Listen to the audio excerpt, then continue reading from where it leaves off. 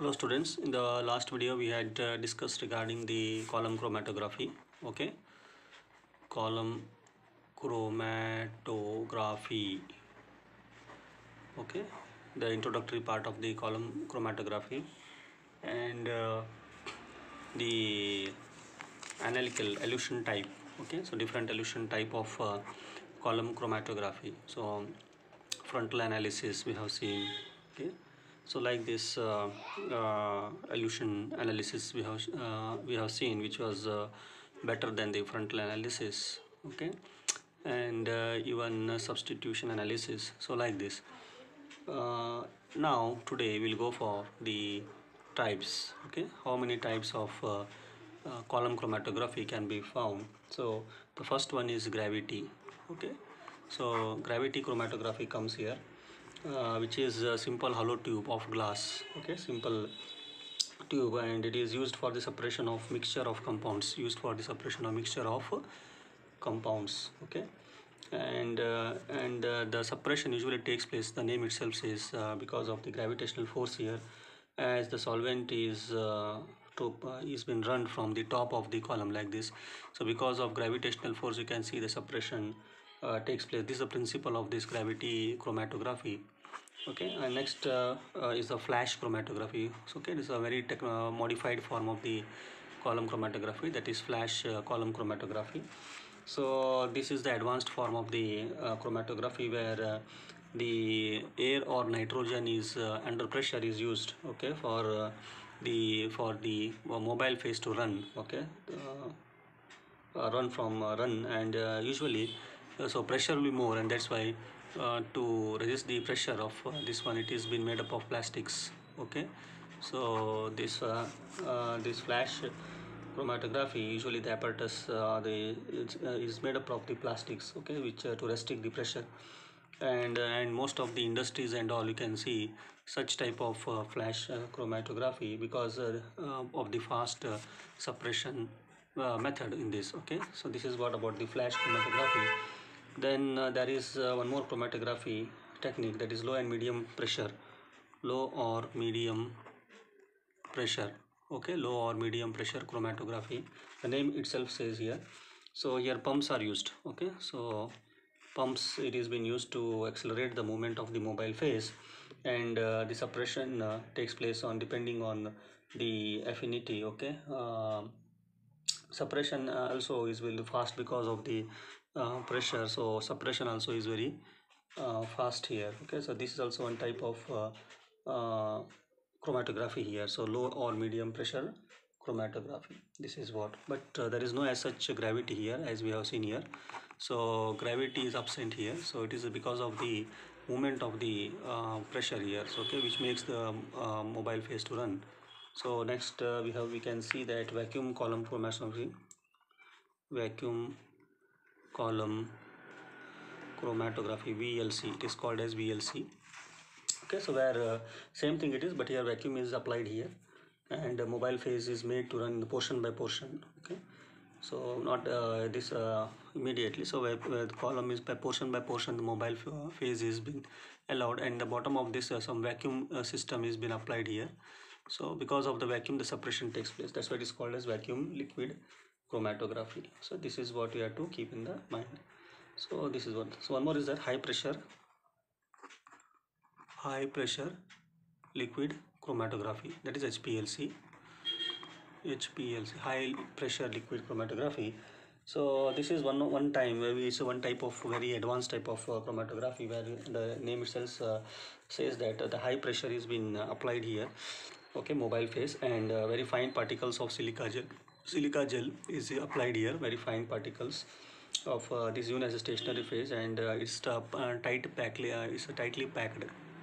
Okay, so stationary phase is tightly packed because of the fine particles of the silica gel.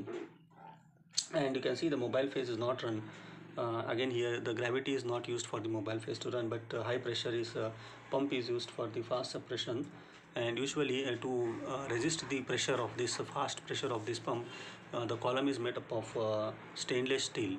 Okay, so the column is made up of stainless steel. So this is what is very important for this for this chromatography. So like this, so different types of gravity, flash, low and medium pressure, vacuum chromatography, HPLC. So these are some of the types of the chromatography and its brief working nature. So in detail we will see, if it comes we will learn onto that also. Now if you see the stationary phase which is used for the column chromatography varies depending on the different nature of its separation. The first one, very non-polar nature of a stationary phase used is sucrose, and highly polar nature is charcoal. That means highest adsorbent is the charcoal, and this is the least absorbent. I can say least adsorbent is a sucrose. Highest adsorbent is a charcoal and least is a sucrose, and in between all other comes. Okay, so this is the most non-polar, and finally it comes to be polar. Okay, so like this. So if you see this, then sucrose, then starch, aniline,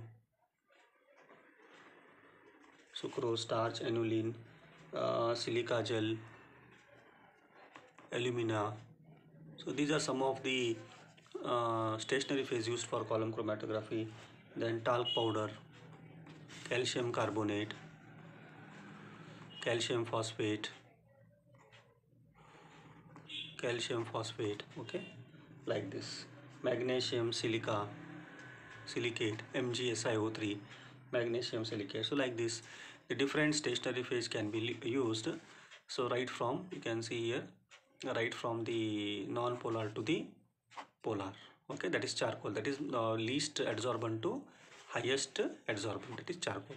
So like this, you can see that a different adsorbent can be utilized. Likewise, you can see that the separation also takes place in the same manner. So since non-polar isn't, alkyl halides can be separated more, then followed by saturated hydrocarbon, followed by unsaturated hydrocarbon. Okay, unsaturated hydrocarbon, then ethers, esters, okay, ketones, amines, alcohol, phenol, okay, acids, like this. Okay, so which is very great polar here, acids, and this is a non-polar, like this. So this is what the tendency of the separation also from non-polar to polar. Is it right? That means you are from sucrose to charcoal type, like this. So this is how the separation also takes place in the form of the stationary phase what we have used. Okay, this is what about the what do you say, the stationary phase which is used in the column chromatography. Now if you see the characteristics of this, how should be this characteristic of this stationary phase. So the main thing is what, it should not have any reaction with the analytes. So stationary phase should not have any reaction with the analyte. This is very much important. Okay, so there should not be any reaction of the stationary phase with the analyte. So this is what. And the second is, it should be uniform particle. The stationary will be uniform particle. The stationary phase should be very uniformly particle, and particle size, shape, and you can see it should be colorless. This is what. Okay, and it should have the high degree of mechanical stability.